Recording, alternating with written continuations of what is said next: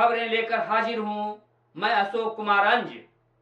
तो आइए चलते हैं खबरों की ओर। आइए मिलते हैं हैमरमैन शिबू मिस्त्री से। इन्हें हथौड़ा पुरुष शिबू मिस्त्री जी का संज्ञा प्रदान है। आइए बात करते हैं शिबू मिस्त्री जी से, हैमरमैन शिबू मिस्त्री जी से। हथौड़ा नहीं रहता तो पहाड़ कैसे टूटता। चलिए हथौड़ी बना के दिया तो पहाड़ तोड़ा, आग रास्ता बनाया दशरथ मांझी ने। क्या अब आने जाने में बहुत दिक्कत था, अब देखिए सुविधा हो गया। गया के तत्कालीन जिलाधिकारी कुमार रवि ने इन्हीं के छेनी और हथौड़ा का मोमेंटो बनवाकर मुख्यमंत्री नीतीश कुमार जी को दशरथ मांझी के महोत्सव में सौंपे थे। कितना छेनी हथौड़ा दिए तोड़? कोई ठिकाना नहीं है कितना छेनी हथौड़ी दिया है, कोई ठिकाना नहीं है कितना छेनी हथौड़ी दिया है बना के। तो पहले सोचे थे कि ऐसा पहाड़ टूटेगा और रास्ता बन जाएगा? पहले किसी को सोच नहीं था कि रास्ता बन जाएगा पहाड़ टूटेगा। तो क्या कहते थे दशरथ मांझी? दशरथ मांझी क्या कहते थे? दशरथ मांझी वही पहाड़ तोड़े, रास्ता बनाए, छेनी हथौड़ी दिया शिबू मिस्त्री और उससे पहाड़ तोड़ के रास्ता बनाए।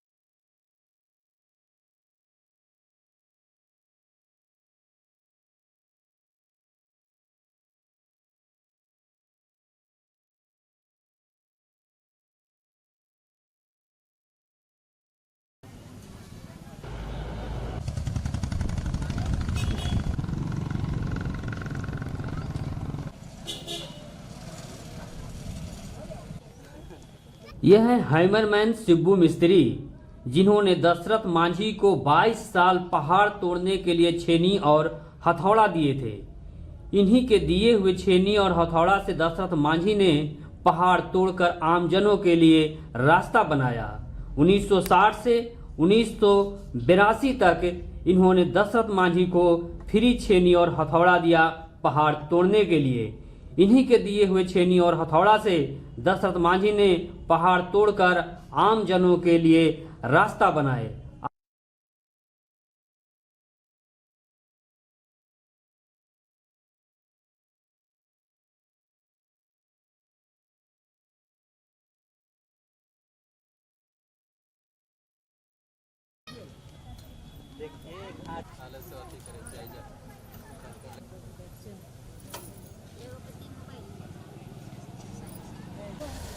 आइए मिलते हैं हैमरमैन शिबू मिस्त्री से।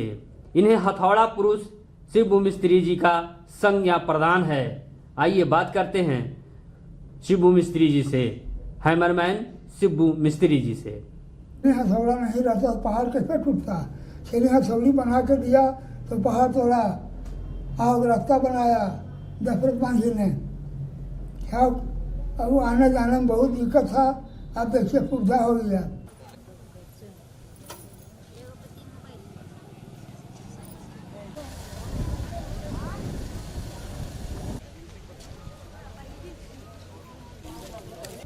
कितना छेनी हथौड़ा दिए तोड़? कोई ठिकाना नहीं है कितना छेनी हथौड़ी दिया है,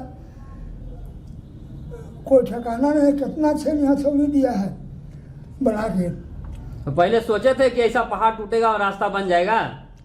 पहले किसी को सोच नहीं था कि रास्ता बन जाएगा पहाड़ टूटेगा। तो क्या कहते थे दशरथ मांझी? दशरथ मांझी क्या कहते थे? दशरथ मांझी वही पहाड़ तोड़े, रास्ता बनाए, छेनी हथौड़ी दिया शिबू मिस्त्री और उससे पहाड़ तोड़ के रास्ता बनाए।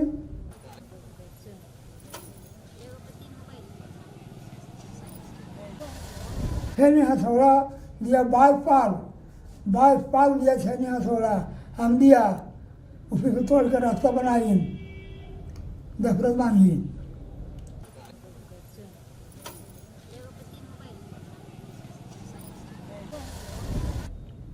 फ्री दिए थे? फ्री दिए, कुछ लिया नहीं हम आज तक एक पैसा, आज तक एक पैसा हम नहीं लिया, फ्री बन दिया हम हथौड़ी छेनी बना के। यदि आप छेनी हथौड़ा नहीं देते तो कैसे पहाड़ तोड़ते? छेनी हथौड़ा नहीं देते तो पहाड़ कैसे टूटता? खाली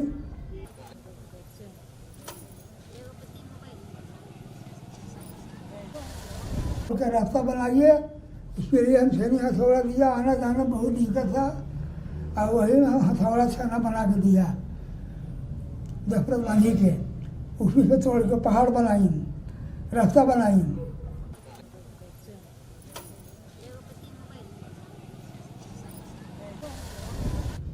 क्या बोलते थे दशरथ मांझी? दशरथ मांझी कहते थे कि हमको तोड़ देना है पहाड़ को, रास्ता बनाना, हमको छेनी हथौड़ी चाहिए।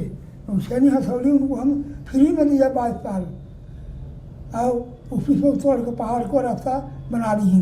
तो आपका तो बहुत बड़ा सहयोग रहा पहाड़ तोड़ने के रास्ता बनाने में। बहुत बड़ा सहयोग दिया, हथौड़ा छेनी बना के दिया, तो उसी से पहाड़ तोड़े हैं। तो उनके पास पैसा कौड़ी नहीं था तो क्या बोलते थे? हाँ, उनके पास पैसा कौड़ी नहीं था, वो कहते थे कि तुम छेनी हथौड़ी बना के दो, हमको पहाड़ तोड़ना है, रास्ता बनाना है, तो हम देते गया बना के। 22 साल दिया, 22 साल। 1960 से 1982 तक? हाँ, 1960 से 1982 तक।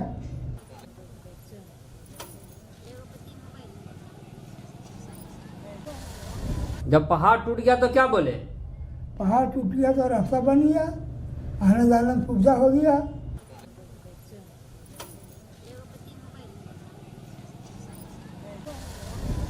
ये हैं शिबू मिस्त्री जी, हथौड़ा पुरुष। इन्होंने दशरथ मांझी को हौसले में जान फूंकी थी छेनी और हथौड़ा देकर। इन्हीं के दिए हुए छेनी और हथौड़ा से दशरथ मांझी को बल मिला, और उसी छेनी हथौड़े के बल पर दशरथ मांझी ने पहाड़ तोड़कर रास्ता बनाने का काम किए।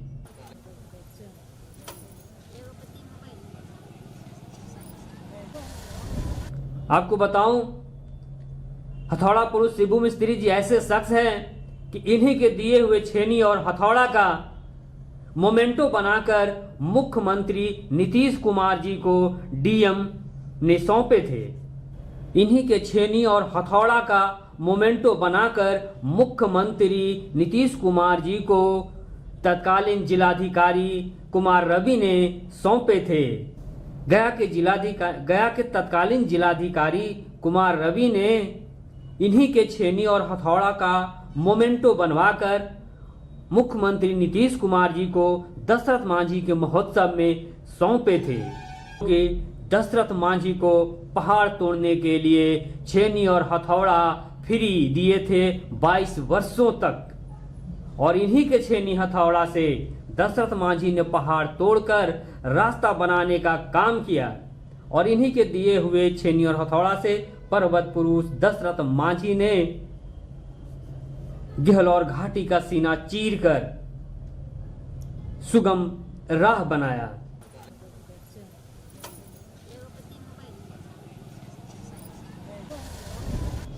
यह हथौड़ा पुरुष शिबू मिस्त्री जी, इन्हें हैमरमैन की संज्ञा दी गई है।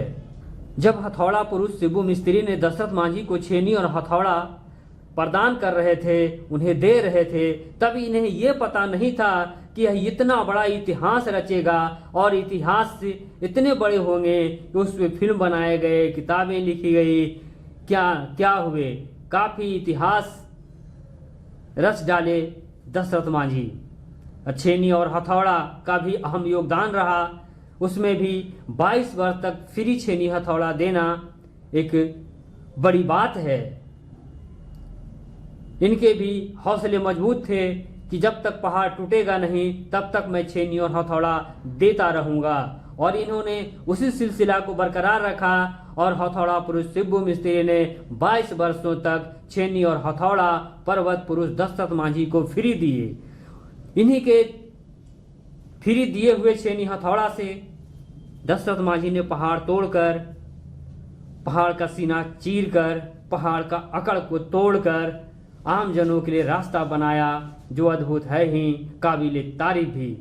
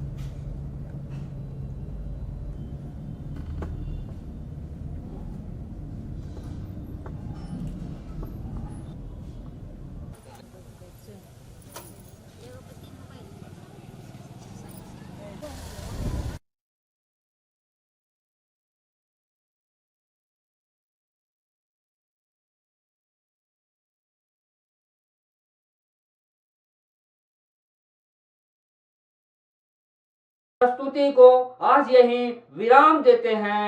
बहुत बहुत धन्यवाद। खबरें लेकर हाजिर हूं मैं अशोक कुमार अंज। तो आइए चलते हैं खबरों की ओर।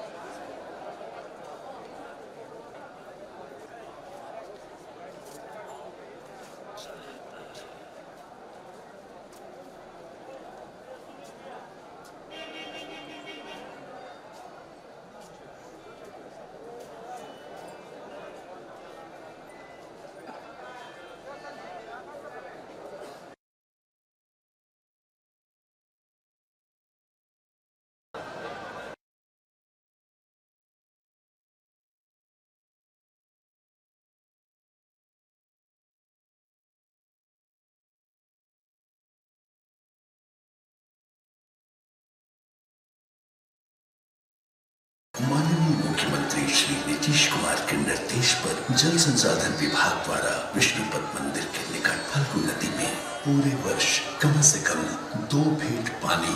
फल्गु नदी में निर्मित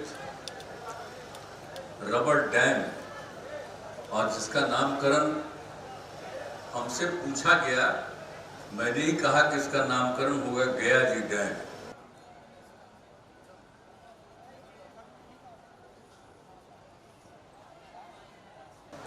फल्गु नदी में रबर डैम बनाने के बारे में अपने पूर्वजों के पिंडदान करने हेतु और जो गया में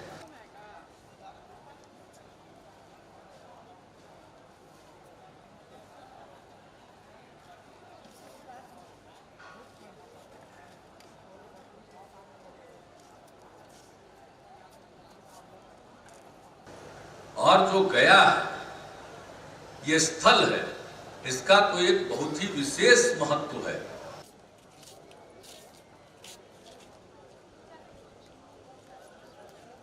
गया मोक्ष की भूमि है और हर वर्ष पितृपक्ष मेले का आयोजन जो होता है,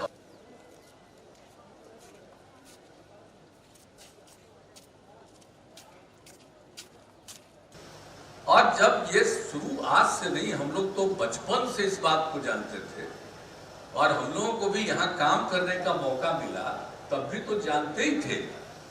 लेकिन एक बार हमको याद है अच्छी तरह कि हम जब थे, मुख्यमंत्री बने ही थे, तो एक बार हम जा रहे थे दिल्ली प्लेन से और एक महिला ने रास्ते में हमको कहा कि भाई गया में देखिए, हम लोग जाते हैं ये पितृपक्ष मेला में और वहां पर व्यवस्था ठीक नहीं रहती है।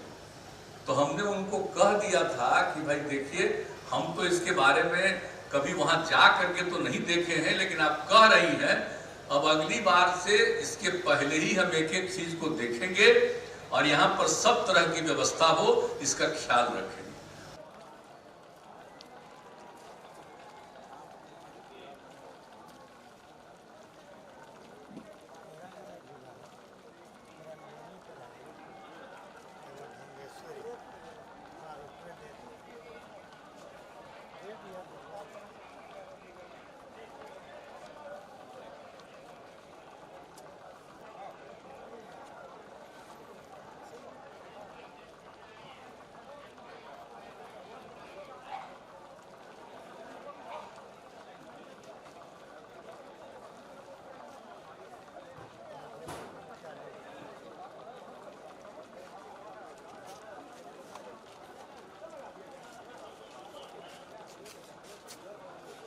सबसे बड़ा रबर डैम इस देश का बन गया है।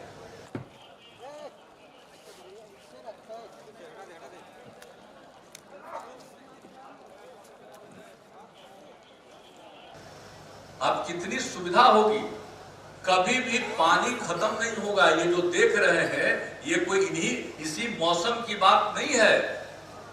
हर समय 12 महीना आपको रहेगा, 2 फीट 3 फीट तक यहाँ पर पानी रहेगा।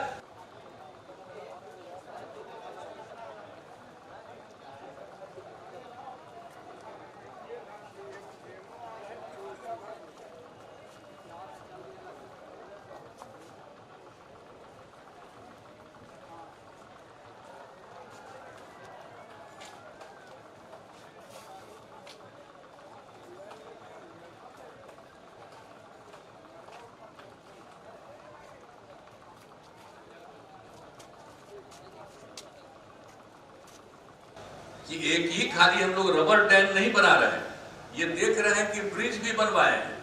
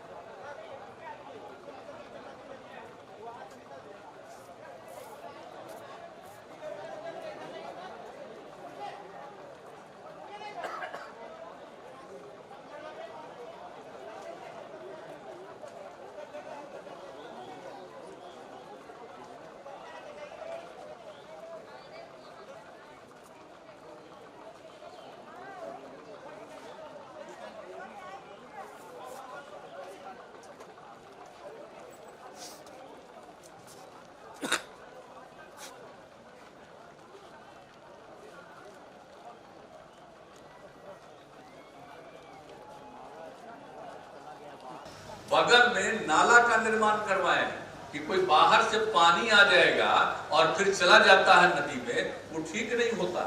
इसलिए बाहर से जो भी पानी आवेगा उसका अलग रहेगा, कभी भी इस नदी में वो पानी नहीं जा पाएगा, वो दूसरी तरफ जाएगा और उसको शुद्ध करके फिर उसका इस्तेमाल करेंगे। वो भी सब काम हम लोगों ने किया।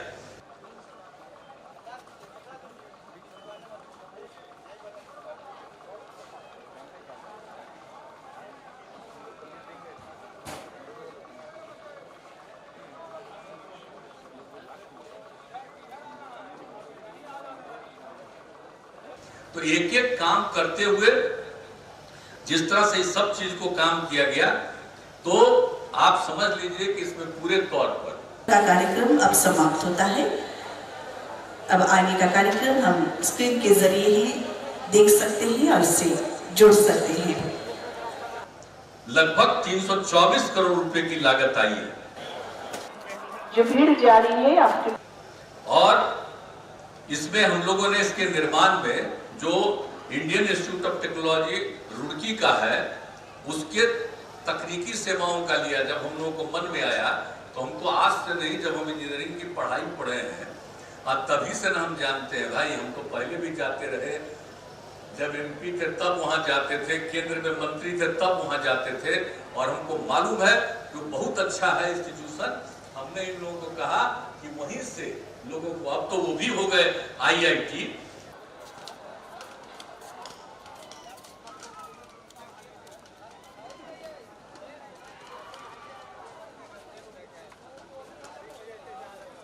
अब तो आप देख न रहे हैं, अब तो इसको बिल्कुल इसी का नाम दिया गया, रबर डैम का नाम। ये तो सबसे पौराणिक जगह है ना जी।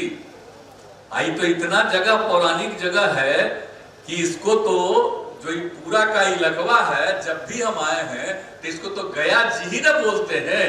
बाकी सब जगह का नाम गया है, लेकिन असली जगह जो पौराणिक है वो यही गया जी है।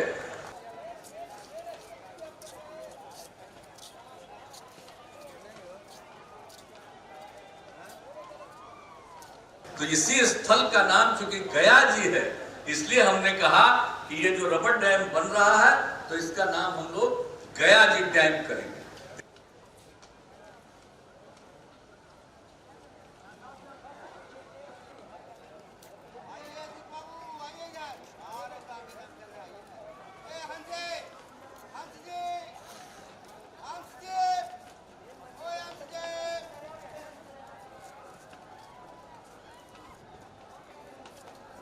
इसका नामकरण हो गया गया जी डैम। तो पैदल ही जाने के लिए हम लोगों ने पिंडदान के दौरान जो लोग सीता कुंड भी पधारते हैं, तो उसके लिए भी हम लोगों ने ये सुविधा की कि इसके लिए फुट ओवर ब्रिज ये बनवाया। और उसके बाद हम सब देख करके आए थे कि वहां से जाने का रास्ता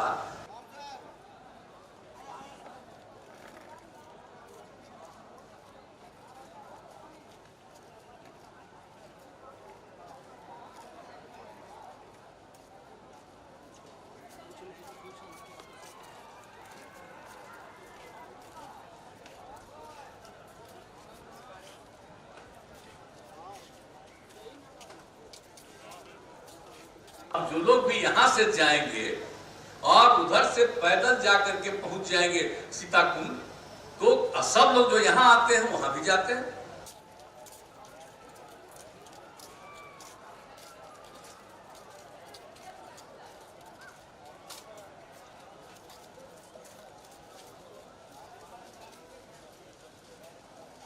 जितने लोग भी आएंगे और उन सब लोगों के लिए तो पूरा का पूरा करने के लिए तो समूचा है ही।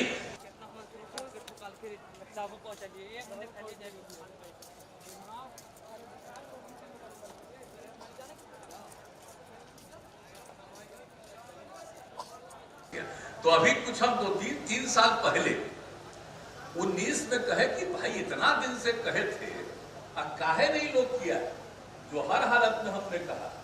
और जो हम लोगों ने एक शुरू किया जल डैश जीवन डैश हरियाली, यानी जल है और हरियाली है तभी जीवन सुरक्षित है। तो जो 19 में जल जीवन हरियाली अभियान का हमने शुरुआत कराया और सब पार्टी की मीटिंग करके निर्णय लिया। ये मत समझिए कि कोई हमारा अकेले का, सारी पार्टियां एक साथ बैठी और सारे एमएलए और एमएलसी बैठे और 8-9 घंटा बातचीत हुई और तब इसके बारे में सारी बातें तय हुई। तो इस सब चीज तय हुआ और उसी में हम लोगों ने तय किया कि बाकी सब चीज तो करेंगे, लेकिन गंगा जल पहुंचाएंगे हम लोग। गया में, बोध गया में, राजगीर में, इन सब जगहों पर और नवादा, तो इन सभी जगहों पर पहुंचाने के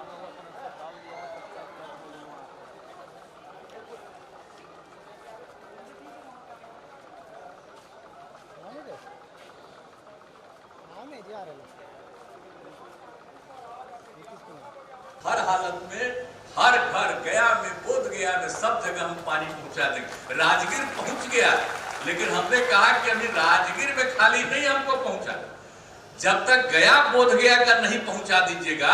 एक जगह पहुंचाने का मतलब नहीं, सब जगह पहुंचा दीजिए सारे को। तो इस सब चीज के लिए हम लोग कर रहे हैं।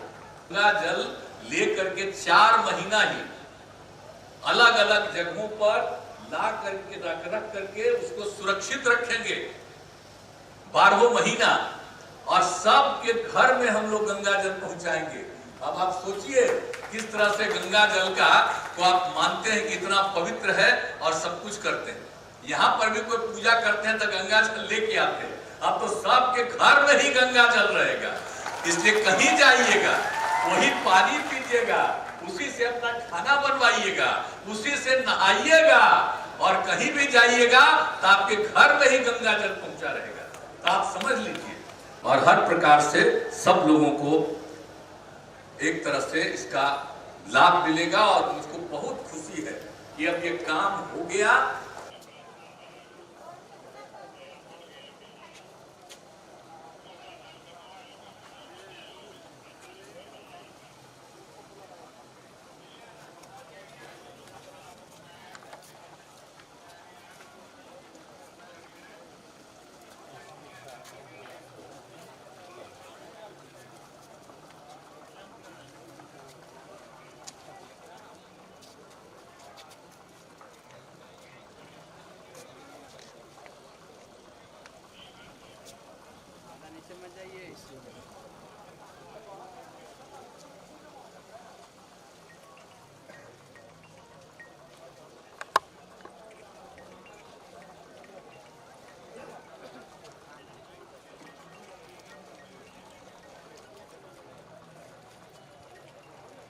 भैया सामने सांगो ना यार।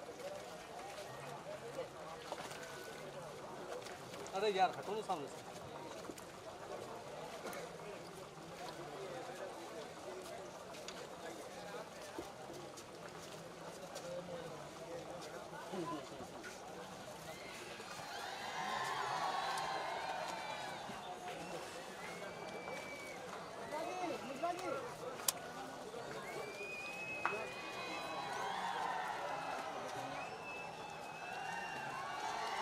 अब इस काम के लिए अब सब लोग सबको इनको फायदा मिलेगा। हम लोग हमेशा ख्याल रखेंगे, एक बात जान लीजिए, किसी तरह की कोई कठिनाई नहीं आवे, तो हम लोग इस सब के लिए प्रयास करते रहेंगे।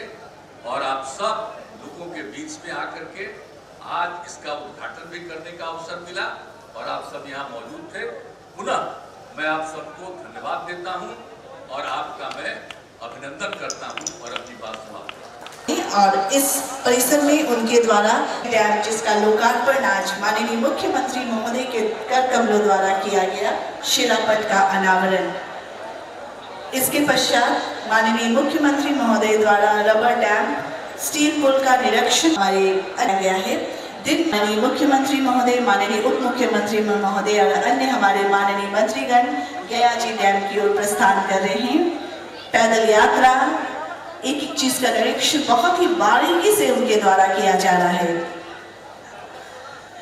ये सचमुच एक बहुत ही महत्वाकांक्षी योजना है और खास तौर से जो श्रद्धालु गण आए हैं उनके लिए तो बहुत ही सुविधा होगी कि यहाँ इस फल्गु नदी में जब उन्हें इस वर्ष पानी मिलेगा और जो तर्पण और जिस कार्य के लिए वो यहाँ आते हैं उसमें कोई उन्हें असुविधा नहीं होगी। जो विशेषता है रबर डैम की विष्णुपद मंदिर के, चूंकि ये निकट है फल्गु नदी के सती प्रवाह को रोकने के लिए, ये मंदिर से 360 मीटर डाउनस्ट्रीम में 3 मीटर ऊंचा और 411 मीटर की लंबाई देश का सबसे बड़ा रबर डैम का निर्माण किया गया है बिहार सरकार की ओर से, जल संसाधन विभाग बिहार सरकार की ओर से। और हम देख सकते हैं ये जो काफिला है माननीय मुख्यमंत्री महोदय का काफिला, सभी पैदल यात्रा करके इस रबर डैम को देख रहे हैं, निरीक्षण कर रहे हैं और यहाँ से पैदल यात्रा करते हुए वो सीधा सीताकुंड की ओर जाएंगे।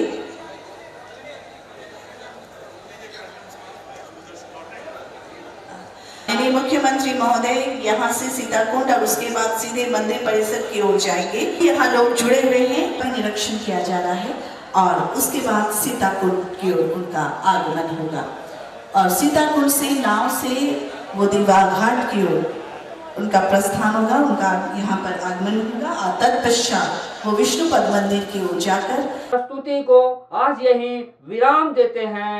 बहुत बहुत धन्यवाद। खबरें लेकर हाजिर हूँ मैं अशोक कुमार अंज। तो आइए चलते हैं खबरों की ओर।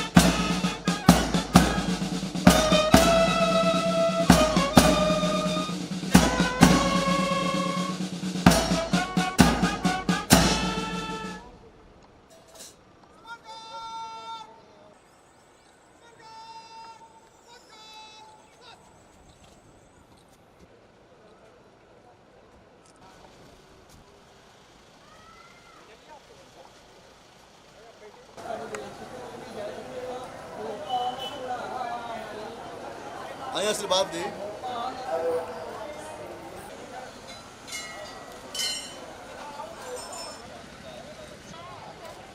हनुमान जी का प्रसाद है, काफी से प्रसाद हनुमान जी का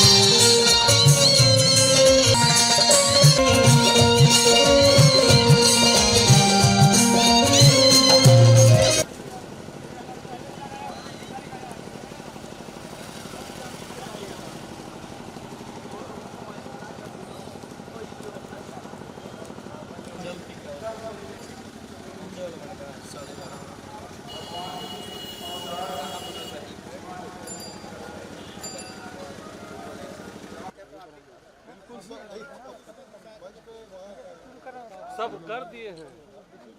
दीजिए भाई प्रसाद दीजिए। ये सब रहने दीजिए ना। प्रसाद है हाँ तो वो माँ का प्रसाद है, वो दे दीजिए। मुखिया जी का। चलिए इलेक्शन का हुआ का जो है ना आदर्श आचार संहिता, इसके कारण से सीमाएं हैं, इसीलिए हम जाके ड्रॉप करके हम लोग निकल भी जाते हैं। स्वयं सेवक है, देश की सेवा जो करे वही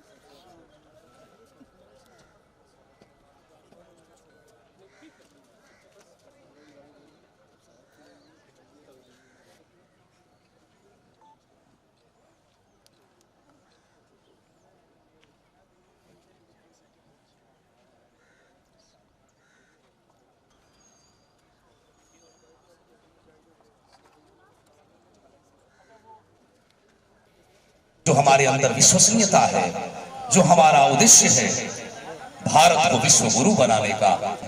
अनेक कथाओं में भगवान ने भक्त की मान रखी है। अपने आसन से खड़े हो जाइए, पूरे पूरे खड़े होकर के और जोरदार ताली बजा दीजिए। और माननीय श्री इंद्रेश कुमार जी वरिष्ठ प्रचारक हमारे बीच में मुख्य वक्ता के रूप में है। राष्ट्रीय स्वयंसेवक संघ का एक ऐसा लाल माननीय श्री इंद्रेश कुमार जी, जोरदार ताली बजाइए। महामहिम राज्यपाल जी को आदर पूर्वक लेके आए हैं माननीय पूर्व विधायक श्री राजेश्वर राज जी। माननीय महोदय आसन ग्रहण करेंगे। और अब मैं आप सबसे गुजारिश करूंगा कि राष्ट्रगान प्रज्ञा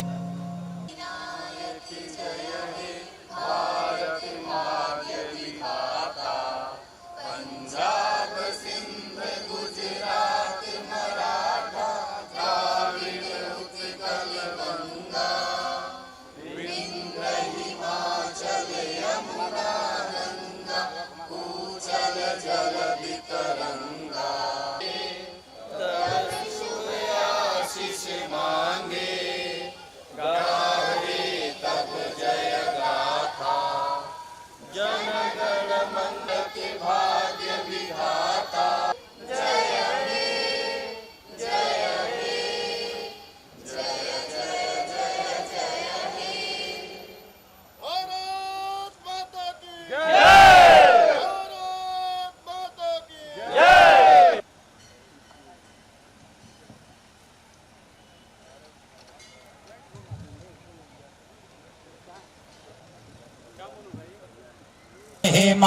तो जयांश्च परोगाः पादस्य विश्वभूतानि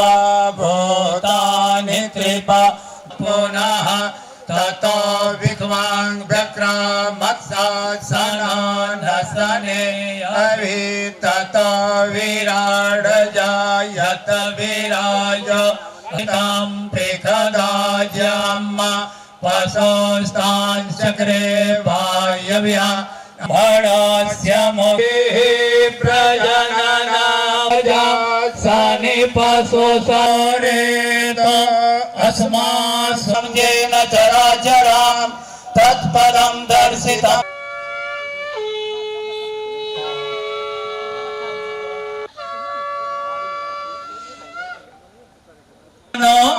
मध्यारेखता युर्गन्तो आदित्यः पंच जना सरोवर के लिकारिं भक्त्याश्रयाम्य हम के जनकास्तु लक्ष्मी प्रपदे नीलाम्बुजश्यामलकोमलाङ्गं सीता समारोपितवामभागम्।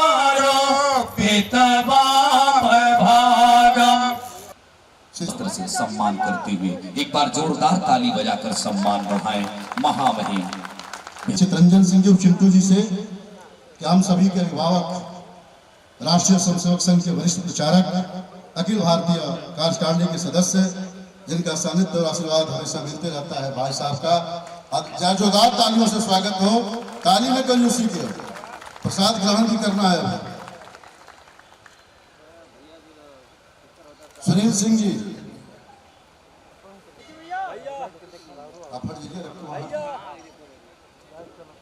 प्रमुख आदरणीय बड़े भाई श्री राणा जी का, जिनका मार्गदर्शन हमें सभी को मिलता रहता है।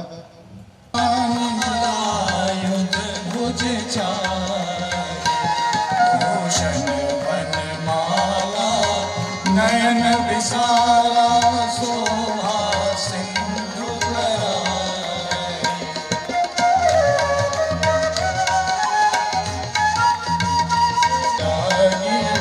जन अनुरागी भय प्रकट श्रीकंठ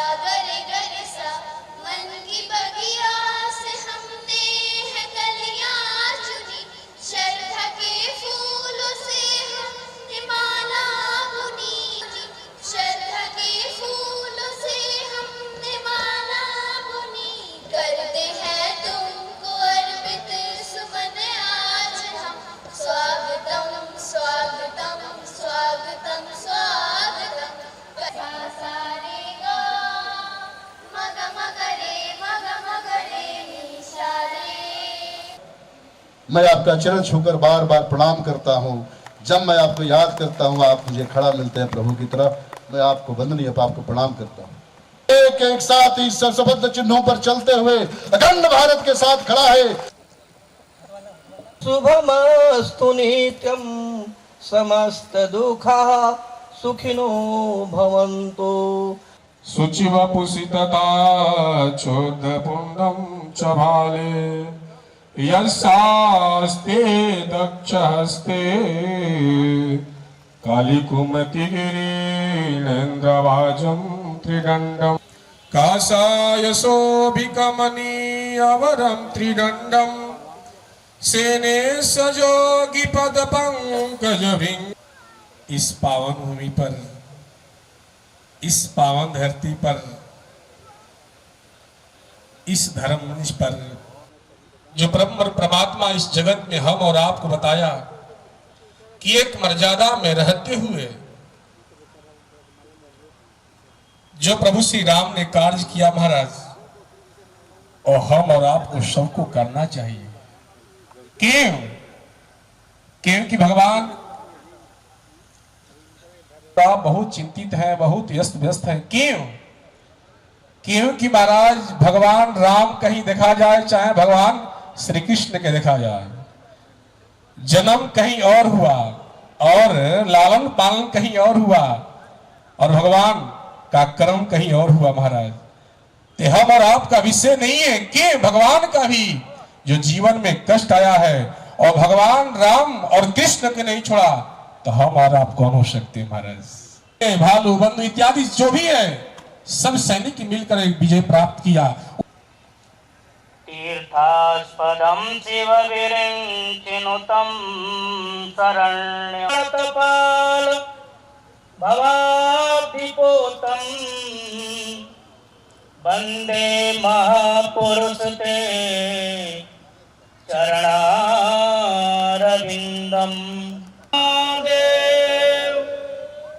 लग रहा है बिहार की जनता प्यासी है। यहाँ से इतनी तेज आवाज होनी चाहिए। हर हर तो पहला मनुष्य महिला और पुरुष के रूप में अवतरित हुआ, वह दिन भी वर्ष प्रतिपदा था, और इसलिए यह happy birthday of first human being का 1,98,00,00,000 वर्ष से पूर्व जो पूर्वज आए थे उस दिन इसलिए ब्रह्मांड का पहला नाद था ओम और सृष्टि का पहला नाद था माँ। 3 बार करेंगे, 1, 2 और 3। अपनी रीढ़ सीधी कर लीजिए। 1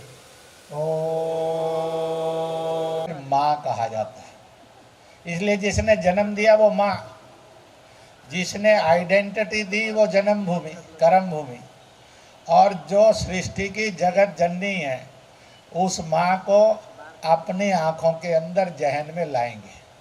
और इसलिए सृष्टि का श्रेष्ठतम उच्चारण हम अपने जीवन में करेंगे। आंखें बंद, रीढ़ सीधी, और माँ का 3 बार उच्चारण करेंगे। 1 माँ,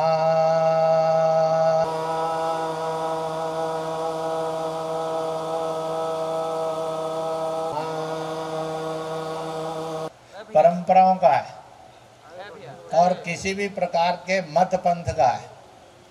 यह मनुष्य को उनके पाप से और तनाव से मुक्ति का मार्ग है। हथेली पर रखकर हजारों मरे, शहादतों का नया इतिहास लिखा। भारत की इस मानव जाति के रक्षण के इतिहास को अगर कोई कहता है हिंदू है, भारतीय है, हिंदुस्तानी है, ये संकुचित और सांप्रदायिक है, वो शैतान होगा, अज्ञानी होगा, पापी होगा।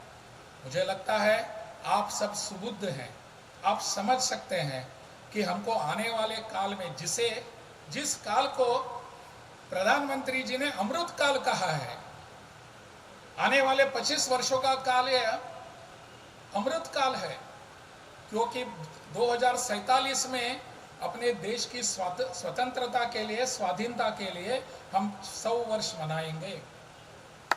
और उस 100 वर्ष के कारण आज से 25 वर्ष हैं। इस 25 वर्षों में हमारा काम क्या रहेगा? हमारा कर्तव्य रहेगा कि सब लोगों में जागरण करना, स्व का जागरण करना, स्वदेशी का जागरण करना, स्व परंपरा का जागरण करना, स्व संस्कृति का जागरण करना और स्व इतिहास का जागरण करना। यह जब हम सब लोगों के सामने लाएंगे तो हमारा आने वाला 25 वर्षों का काल सच्चे अर्थ में, सही मायने में अमृत काल बनेगा और हमको विश्व गुरु बनने से कोई रोक नहीं सकेगा। आवश्यकता है हम सबको इस विचार की दिशा में आगे बढ़ने की, एक प्रण लेकर, एक संकल्प लेकर और एक निश्चित रूप दिशा देकर हम संकल्प लेकर यहाँ से जाएंगे। इतना ही मैं आप सबसे आह्वान करूंगा। भारत माता की जय।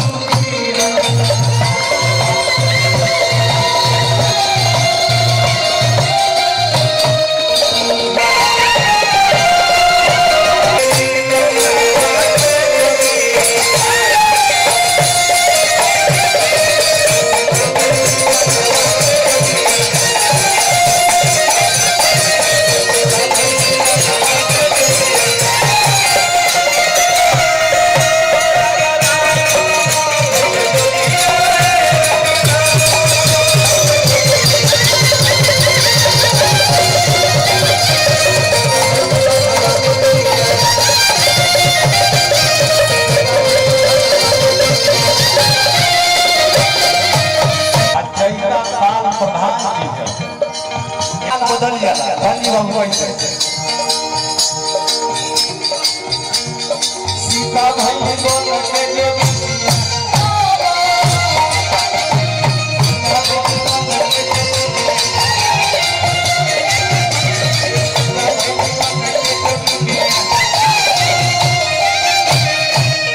के जो भक्त के अपना क्या गाय ले बक्सर जी लगे सीता भाई बोल के जोगी जोगी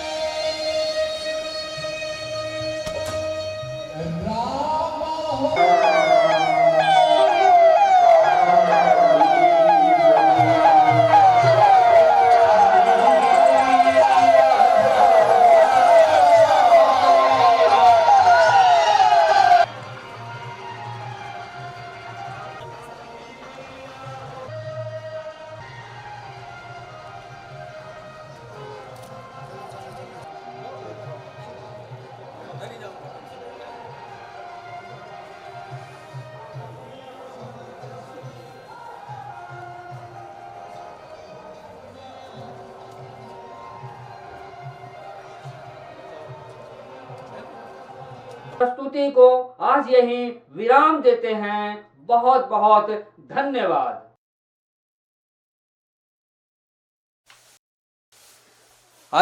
जी न्यूज मीडिया के हथौड़ा मार शो में आपका स्वागत है।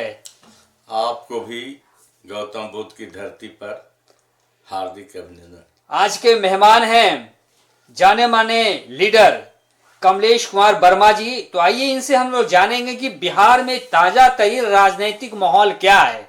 तो सर, अभी जो सरकार का गठन हुआ है, तो उसके बाद जो सरकार की स्थितियां हैं, गृह मंत्रालय उनसे चला गया है और स्वयं कई मंत्रालय भी रखे हैं, लेकिन कुछ उसमें फेरबदल हुआ है। कई ऐसे आ गए हैं जिनको कि पहली बार मंत्री बनाया गया है, कोई ऐसा लड़ा भी चुनाव नहीं है उसको भी मंत्री बना दिया गया है। तो इन तमाम उदाहरणों को लेकर के क्या राजनीतिक समीक्षा आप इसमें बताएंगे बिहार के? सबसे पहले मैं माननीय प्रधानमंत्री श्री नरेंद्र मोदी, अब बिहार के विकास पुरुष वर्तमान मुख्यमंत्री माननीय श्री नीतीश कुमार जी को बहुत बहुत बधाई एवं हार्दिक स्वागत करते हैं, जिनके नेतृत्व में बिहार ने दिखा दिया भारी बहुमत से विजय होकर।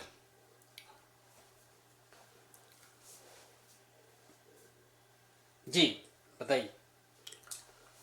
और ये सरकार बनी है नीतीश के नेतृत्व में, पहले भी विकास हुआ है और इस बार और रफ्तार से विकास करेंगे माननीय मुख्यमंत्री नीतीश कुमार। लोग बोल रहे हैं गृह मंत्रालय चला गया, गृह मंत्रालय नीतीश कुमार जी ने दिए हैं, उनको अपने देख रेख में माननीय विकास पुरुष सम्राट चौधरी जी बहुत अच्छे से गृह विभाग को चलाएंगे।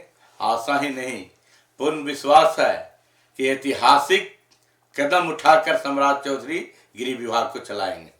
लेकिन ये माना जा रहा है भी कि कई जो नए चेहरे आए हैं, एक हैं जो कि मंत्री बने हैं, न तो वो एमएलसी हैं न विधायक हैं, उन्हें भी मंत्री बनाने का मौका मिला है। तो इस पर क्या आप टिप्पणी करेंगे? उनके वंशज राजनीतिक रहे हैं, अनुभवी हैं, उनके परिवार के लोग जी राजनीति में रहे हैं, जी अपना दल भी चला रहे हैं। उनके पिताजी माननीय राष्ट्रीय लोक समता के राष्ट्रीय अध्यक्ष माननीय उपेंद्र कुशवाहा जी। लेकिन ऐसा भी माना जा रहा है कि इस बार जो फेरबदल हुआ है मंत्रालय में, उसमें कहा जा रहा है सुशासन इस बार भटक गया है। तो क्या लगता है आपको, गृह मंत्रालय जाने से सुशासन बिहार में भटक गया है? बिल्कुल नहीं, जरा सा टस से मस नहीं होगा। नीतीश कुमार के नेतृत्व में माननीय सम्राट चौधरी जी गृह मंत्री बने हैं और उनका योगदान है, उनका सहयोग रहेगा, उनका देख रेख रहेगा। नीतीश जी के देख रेख में गृह मंत्रालय चलेगा।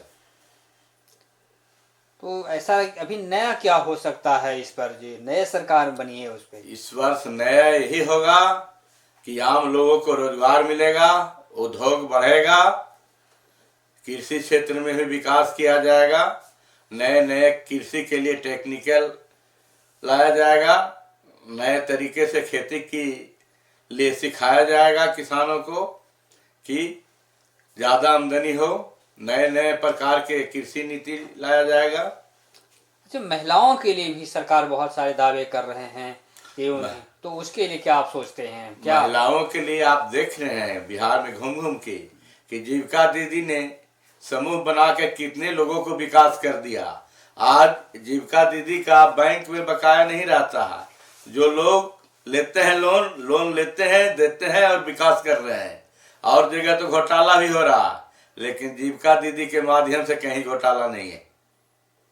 तो जो रोजगार की बात यहाँ भी किया जा रहा था कि जो नई सरकार बनी है डेवलपमेंट युवाओं के लिए लेकर के आएंगे, जो सरकार ने 10,000 दे के महिलाओं को उत्थान करने का काम किया है, महिला उत्थान करेगी और उनको 2 लाख तक मिलेगा, मैं डंके की चोट पर कहता हूँ।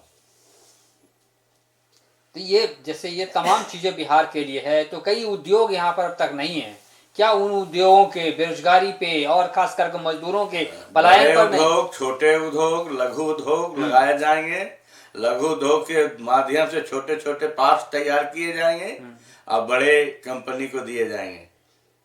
बिल्कुल। तो आप क्या उम्मीद रखते हैं, अपनी नजरिया जो है अभी इस बदलते दौर में क्या लग रहा है, बदलते राजनीति में क्या लग रहा है?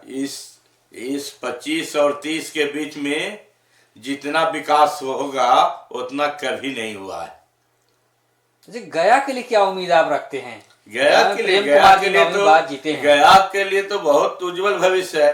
गया में 100 एकड़ जमीन लिया गया है जिसमें लघु उद्योग लगाया जाएगा, इंडस्ट्री उद्योग होगा। प्रेम कुमार जी के इस बार क्या कहीं पे मंत्रालय में आपको जगह नहीं बच रहा है, अब आगे की स्थिति उनका रणनीति क्या होगी, कुछ जानकारी में है तो बता सकते हैं आप दर्शकों को? जरूर मिलेगा, उनको अवश्य मिलेगा। अनुभवी रहे हैं लगातार। स्पीकर पे बात चल रही थी उनकी, स्पीकर पे भी बहुत सारी बातें उनकी चल रही थी। स्पीकर ये सब बड़े बड़े नेता की बात है, उस पर मैं नहीं जाना चाहता। हाँ बिल्कुल सही बात है, लेकिन कुछ तो बड़े लोग जो चाहेंगे वो होगा। बिल्कुल बिल्कुल, जितना हमारे समझ की बात है मैं उतना ही बोलूंगा। बिल्कुल। तो क्या संदेश देंगे इस नए सरकार के आने के बाद? आप नए सरकार आने के बाद मैं मांग करना चाहता हूँ जी, माननीय कृषि मंत्री, मुख्यमंत्री, उप मुख्यमंत्री महोदय लोग से कि जो बेमौसम बरसात हुई दिवाली और छठ के समय में, बहुत से किसानों को हजारों एकड़ में धान कट के पड़ा हुआ था, सारा धान सड़ गया है, गल गया है। हम चाहेंगे कि सरकार उन जिन किसानों का कमर टूट गया है उसको मुआवजा देकर पूरा करें यथाशीघ्र, यही हमारी मांग है। तो देखिए अभी आप स्टूडियो में बैठे हुए हैं, कमलेश कुमार वर्मा जी हैं जो जाने माने लीडर हैं बिहार के, और खास करके वे किसानों के लीडर माने जाते हैं, युवाओं के चहेते हुए रहे हैं। तो उनका मानना है कि बिहार में और भी डेवलपमेंट की जरूरत है और यहाँ पर सुशासन जो है वो चाक चौबंद सुरक्षा है और सुशासन भी ठीक उसी तरह से है। लेकिन इनका कहना है कि यहाँ पर डेवलपमेंट की तेज गति होनी चाहिए, रफ्तार। क्या गति रफ्तार होगा? हम तो पहले ही बोले हैं कि 25 से 30 तक जो 5 से 20 तक गति था उससे ज्यादा रफ्तार से बढ़ाएगी इस बार। बिल्कुल बिल्कुल। तो अभी आप सुन रहे थे, तेज गति से इस बार उम्मीद कर रहे हैं कि डेवलपमेंट होगा बिहार में, और जो नई सरकार है वो और भी जो नए सरकार की मजबूती के साथ में ये बिहार का डेवलपमेंट करेंगे। तो अभी आप यहाँ पर स्टूडियो में मेहमान के आप सुन रहे थे कि किस तरह से नए सरकार के गठन के बाद वो अपना समीक्षा कर रहे थे, बिहार के चहुमुखी विकास के लिए थे। तो इस रिपोर्ट को यहीं पर विराम देते हैं। बहुत बहुत धन्यवाद, थैंक यू। कमलेश कुमार वर्मा, किसान मजदूर नेता। खबरें लेकर हाजिर हूं मैं अशोक कुमार अंज। तो आइए चलते हैं खबरों की ओर।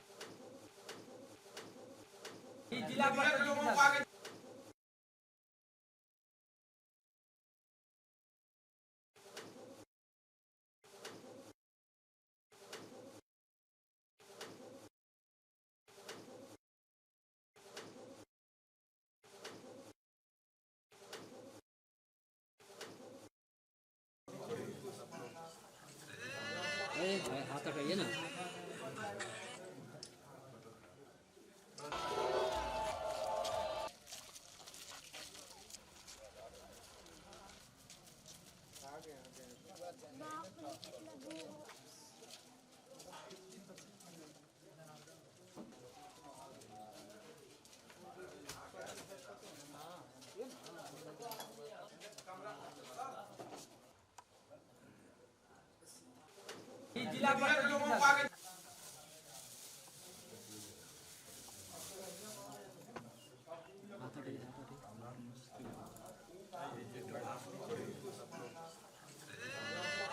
हाथ हटाइए ना।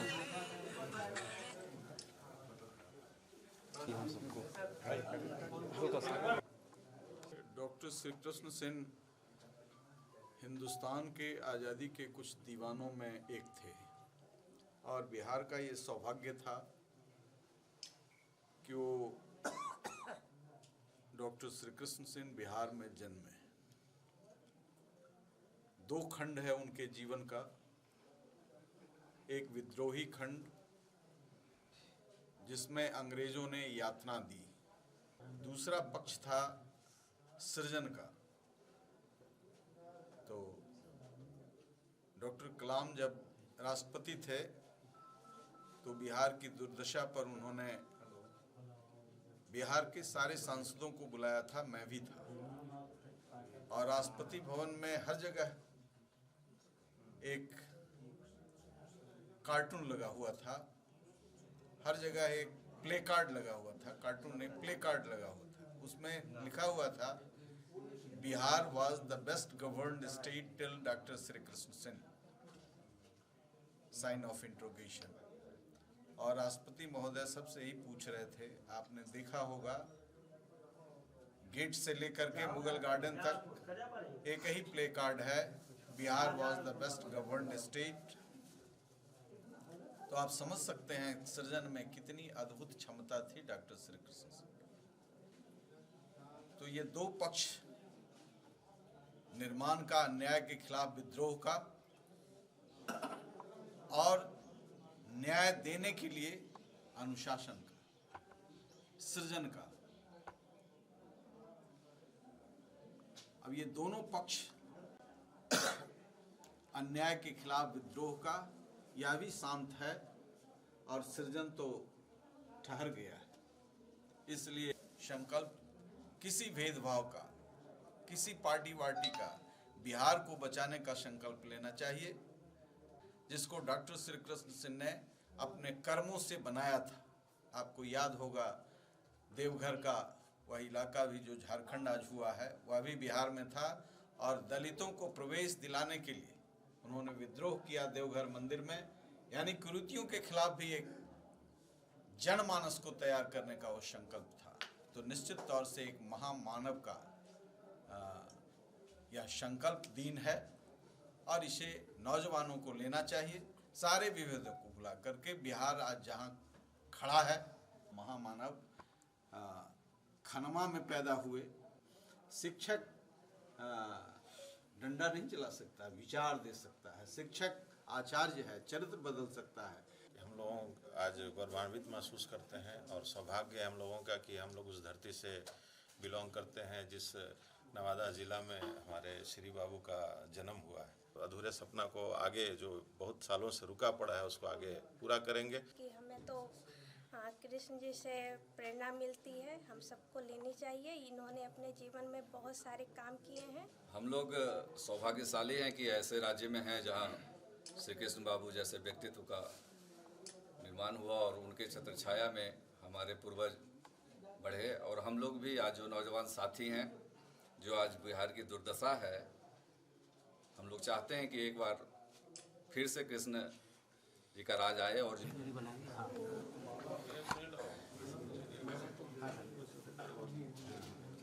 ले लेते हैं। हेलो, श्री बाबू का ननिहाल नहीं ना रह जाएगा। खनमा मनियामा दोनों।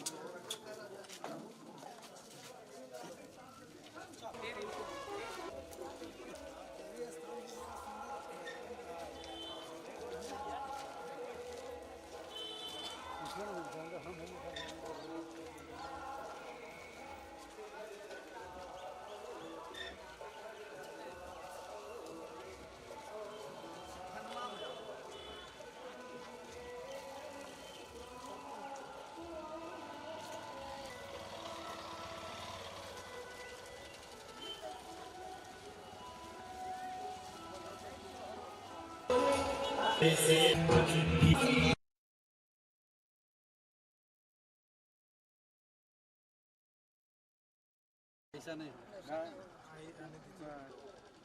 यहाँ से चढ़ना पड़ेगा। अच्छा, जिनका हम लोग इंतजार कर रहे थे,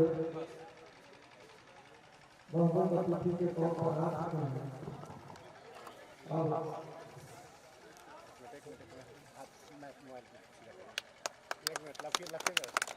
सचिन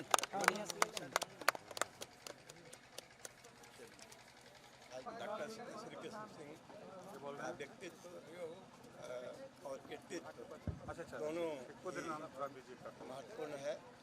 और श्री बाबू का जन्म इस गांव खनवा में हुआ। ये हम लोगों के लिए गौरव की बात है। श्री बाबू ने 7 साल और 10 दिन जेल में व्यतीत किया और 16 वर्ष उन्होंने शासन किया और इस शासन में उन्होंने समन्वय स्थापित करने का काम किया और ऐसा काम भी किया जो मैंने आज के लिए बहुत आश्चर्यजनक है। जैसे जमींदारी प्रथा उन्होंने समाप्त किया, हरिजनों को जाकर के देवघर मंदिर में प्रवेश करवाया और एक उस समय श्री बाबू जब थे बिहार में 29 चीनी मिल चल रहा था और आज 2-4 चीनी मिल भी नहीं चल रहा है। इसी ढंग से श्री बाबू ने गंगा को इस पार जोड़ने के लिए राजेंद्र पुल बनाने का काम किया, डालमिया नगर कारखाना, बरौनी का कारखाना, सिंदरी का कारखाना, इस ढंग से पूरे बिहार को एक नई गति दी। और श्री बाबू ने जो शासन किया वैसा शासन व्यवस्था इतने वर्ष बीत गए वैसा कोई शासक नहीं हुआ, वो सबों को साथ ले करके चलते थे। रामानंद तिवारी उस समय बिहार विधानसभा में विरोधी दल के नेता थे और श्री बाबू जब स्वर्गवास कर गए तो सबसे पहले रामानंद तिवारी गए और इस ढंग से रोने लगे जैसे कोई परिवार का अपना आदमी मरा हो। तो कहने का मतलब यह है कि विरोधी तो विरोधी, पक्ष तो पक्ष है, विरोधी को भी अपना वो मानते थे, बहुत उदार थे और इस ढंग से उनका व्यक्तित्व और कृतित्व दोनों महान है।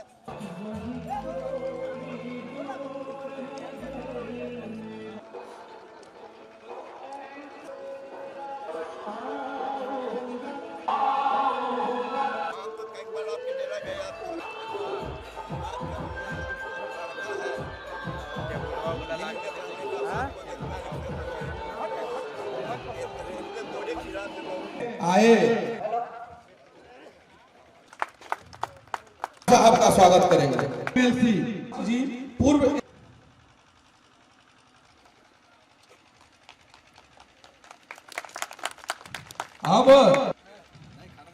अब जिला परिषद नवादा के माननीय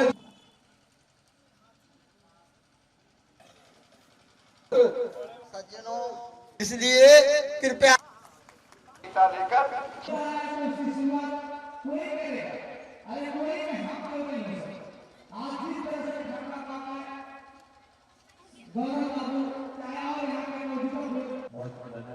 महान व्यक्तित्व के चरणों में, जिनको बिहार केसरी के नाम से हम लोग बुलाते हैं और जिनके पद्म चिन्ह पे चलने के लिए सभी जितने भी पॉलिटिकल लोग हैं उन लोगों का एक, हम सब लोगों का एक आदर्श है, हम सब लोगों का एक टारगेट होता है कि उनके पद्म चिन्ह पे हम लोग चले, जिन्होंने बिहार को उस लेवल पर ले जाने की। खनमावासी एवं नवादा की धरती से जुड़े हुए एक युवा साथी का मैं अभिनंदन करता हूं कि अवसर मुझे मिला आप लोगों के बीच में आने का। साथियों, हमें गर्व है कि हम उस राज्य में पैदा हुए जहां एक तरफ महात्मा बुद्ध, एक तरफ सम्राट अशोक और एक तरफ बिहार केसरी। अगर इन तराजू में तौला जाए तो आजादी के बाद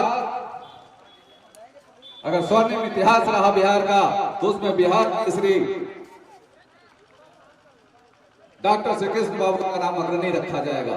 अगर इनको तौला जाता तराजू के दो कोनों में तो आज की तारीख में श्री कृष्ण बाबू का पलड़ा कहीं ना कहीं भारी है। युवा साथियों, हमने तो इनके स्वर्णिम काल में जन्म नहीं लिया, लेकिन जिन अभिभावकों ने इनके स्वर्णिम काल को देखा है उनकी दंत कथाएं सुनने को मुझे मिलती है।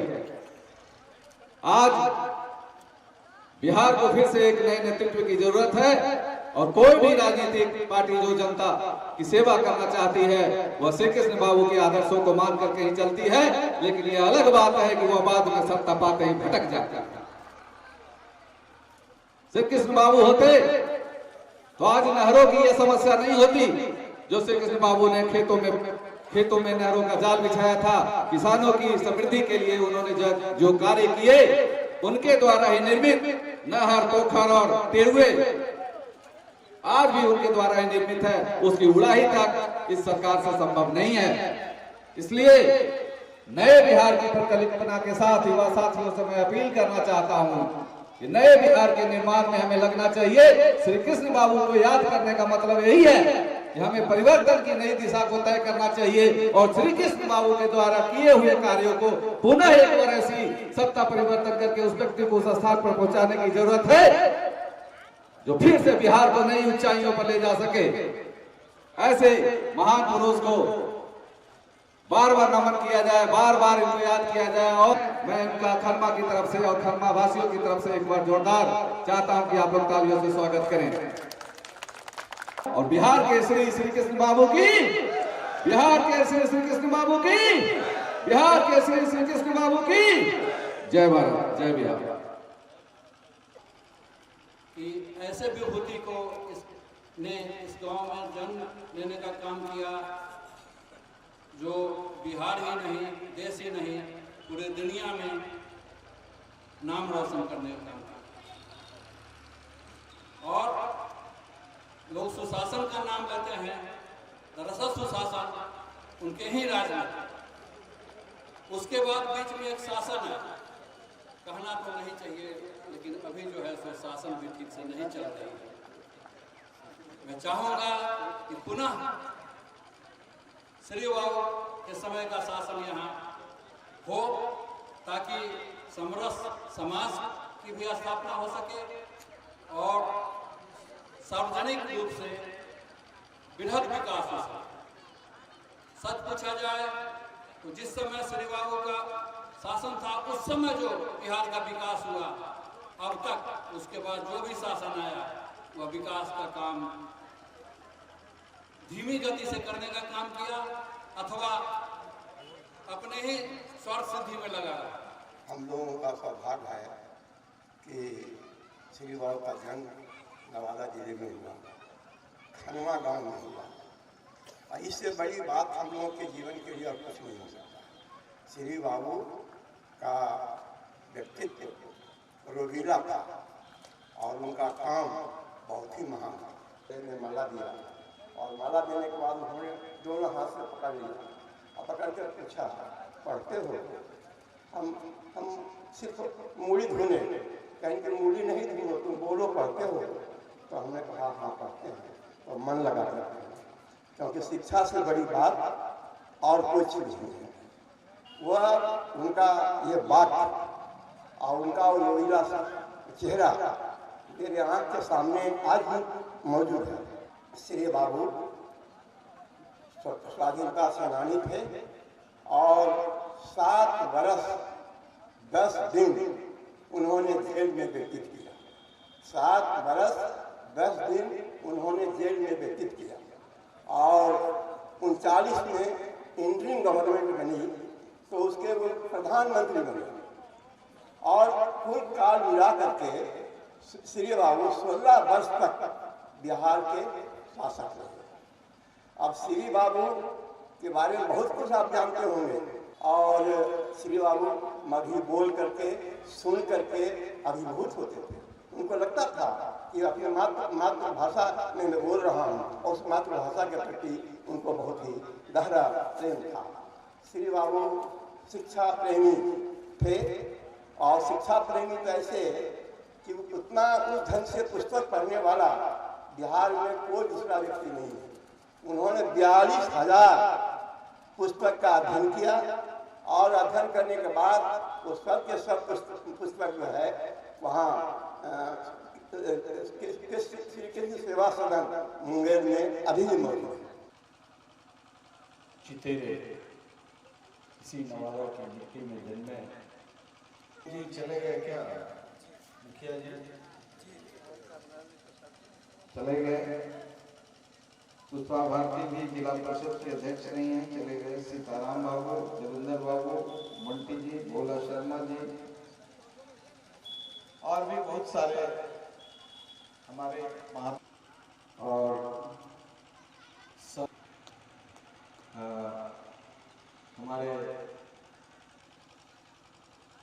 और मुक्तेश्वर बाबू इस गांव से थे, वो बराबर चर्चा करते थे। बड़े फख्र के साथ कि श्री बाबू हमरे गए।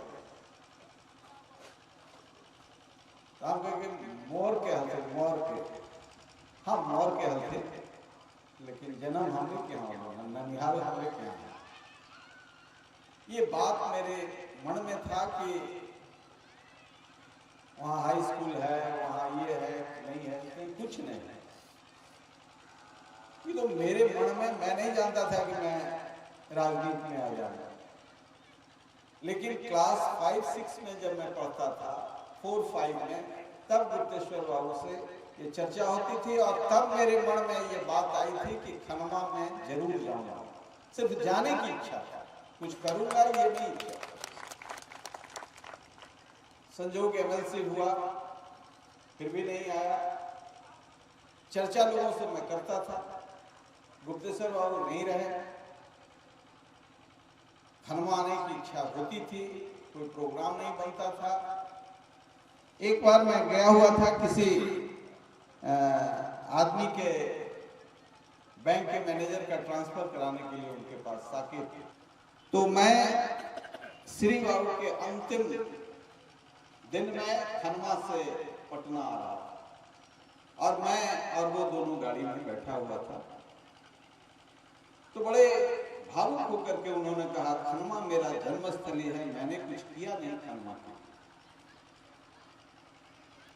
ललितेश्वर तुम कुछ करना। मैं भी भूल गया। तो मैं तुम्हें ये कह रहा हूं कि अरुण तुम कुछ करना।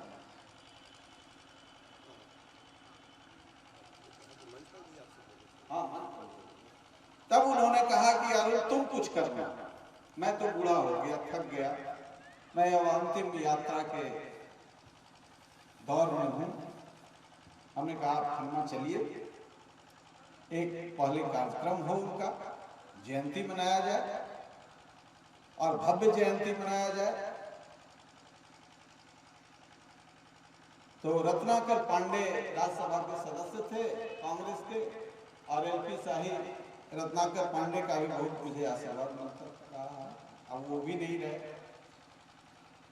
तो दोनों आदमी ने सहमति दी कि मैं खन्ना चलूंगा और तुम इसका आयोजन करो, और पूरे बिहार के जितने लोग हमसे जुड़े हुए हैं सबको मैं निमंत्रित करूं। खन्ना पहुंच गया, कुछ होने वाला है, क्योंकि हमको जानते हैं। नीतीश कुमार को सत्ता में लाने में जॉर्ज फर्नांडिस के कहने पर मैंने 14 साल अपनी जवानी में पूरे बिहार में घूमा। मेरी ही नींद से सोते थे और मेरी नींद से जगते थे। लेकिन चाटुकारों से घिर गए। उनके किस्मत में नहीं था कि डॉक्टर श्री कृष्ण सिंह बने। मैं तो उन्हें डॉक्टर श्री कृष्ण सिंह बनाना चाहता। मैं नहीं बन सकता हूं इसलिए कि परिस्थितियां बदल गई हैं। मैं जिस जात में जन्म लिया हूं शायद उस परिस्थिति में वही बन सकते थे। तो मैंने 14 साल तन मन धन लगाया, एक पैसा नीतीश कुमार का नहीं लगा मेरा। और खैर मैं आज के दिन उनके प्रति आभार व्यक्त करता हूं कि कुछ सरकारी काम हुआ, लेकिन ये बेचैनी में हुआ, ढंग से नहीं हुआ। मैं जो चाहता था वो नहीं हुआ। मैं चाहता था डॉक्टर श्री कृष्ण सिंह का ये जन्मस्थली एक शोध संस्थान बने। वही Bihar was the best governed state. इस मिट्टी में सचमुच, एक साथी कह रहे थे, अभी आप कह रहे थे, इस मिट्टी में सचमुच वो ताकत है। यहाँ के नौजवान नहीं समझे वो अलग बात। और मैं चाहता था कि एक शोध संस्थान बने।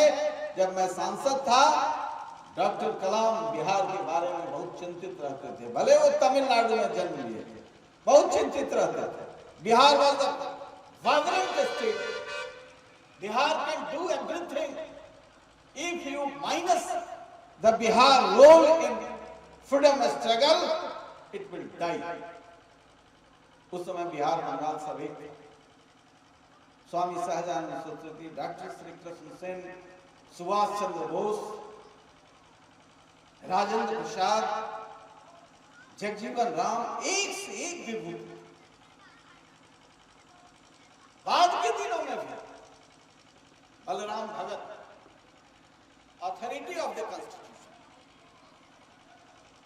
स्पीकर के रूप में जिस आदमी ने कंट्रीब्यूट किया, जो किताबें लिखी भारतीय इतिहास के लिए, संसदीय इतिहास के लिए एक धरोहर, लेकिन वो बिहार आज कहां खड़ा है? पटना विश्वविद्यालय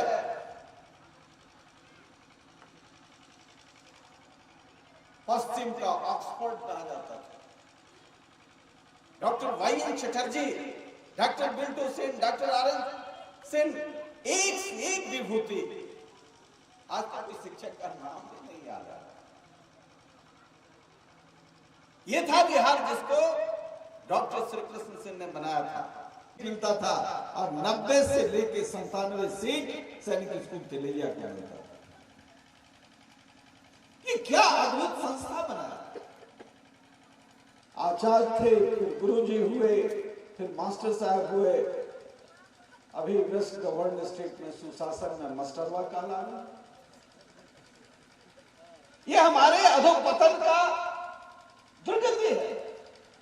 और मोती बाबू को कहते थे मास्टर साहब ये बच्चे कल के भविष्य हैं, तो मास्टर साहब पूरे शाम के साथ कहते थे इसकी चिंता आप ना करें, शासन को देखें, ये स्कूल से जो भी निकलेगा वह फौलाद निकलेगा, वह राष्ट्र के लिए एक नमूना हो। ये शिक्षकों का आत्मबल। आज तो विधायक भी आए तो मास्टर साहब यदि माला वाला नहीं पहना है और गोड़ नहीं छुए तो शायद उनका क्या गति होगा पता नहीं। पहले तो विधायक भी ही मास्टर साहब के सामने नतमस्तक थे। ये हमने अपने कालखंड में देखा है, दारोगा जी से कोई अपराधी उतना नहीं डरता था जितना मास्टर साहब से डरता। रचना थी इसको ध्वस्त कर दिया।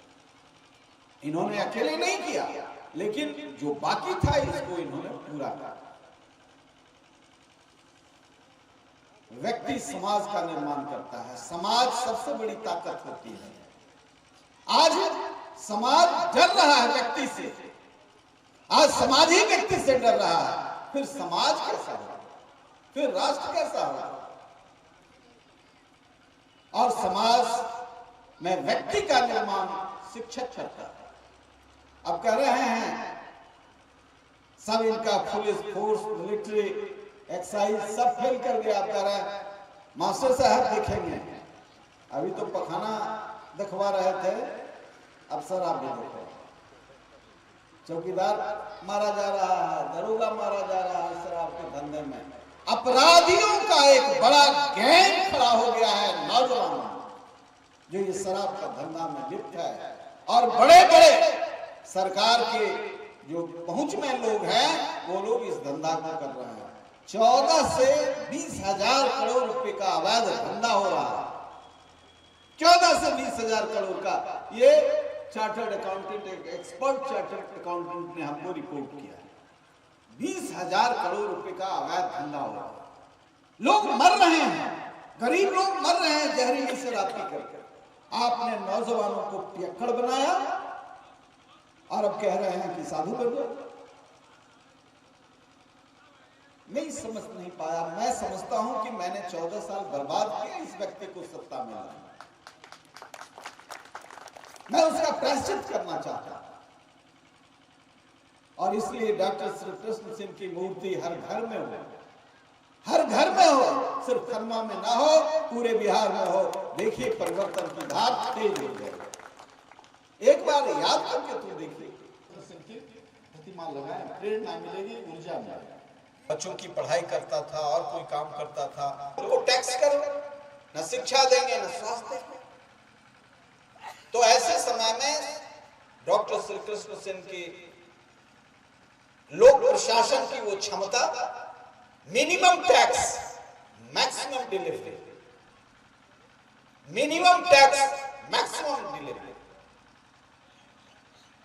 वो अपने मंत्रियों से बात करते थे और दक्ष लोगों को मंत्रिमंडल में रखते थे, उस मंत्रिमंडल में इंटरफेयर नहीं करते थे। एक कलेक्टर जेटली थे, वो उस समय चेयरमैन थे डीवीसी, मीटिंग के बाद गए तो उन्होंने आप जहानाबाद के एमपी हैं?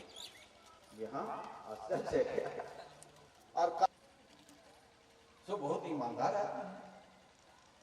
और कहा कि वो तो इतना बड़ा ख्याल है, हमको अपमानित किया हमने कि आप समझ लीजिए कि अभिभावक हैं, अपमान सा है। अपमान क्या था? तो कलेक्टर साहब 67 के अकाल की घटना है वो, तो कहीं नहीं 500 ग्राम होने से, तो कहीं नहीं कलेक्टर सुबह से तुम जूस पीते हो, अंडा खाते हो, फल खाते हो, दाल खाते हो, सब्जी खाते हो। हम तो हमारे जाने से कहाँ जाने से हम लोग गांधी जी के साथ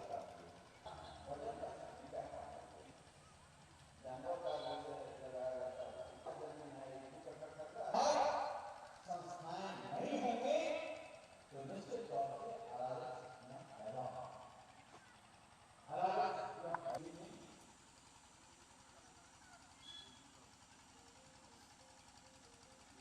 ये जो जिनको काम नहीं करना है उनके लिए तो आप पूरा कर दें। आरक्षण मिल नहीं सकता, खिलाफ नहीं बोलेंगे, कैसे परीक्षा होगा?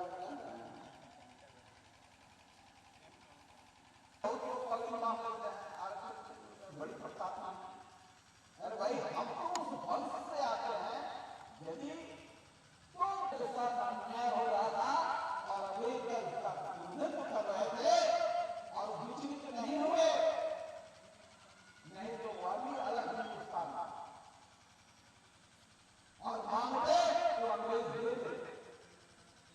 47 के बाद भी अंग्रेज ऐसा नहीं कि हमला नहीं हुआ, जबरदस्त हमला हुआ, लेकिन प्रतिकार मजबूती से।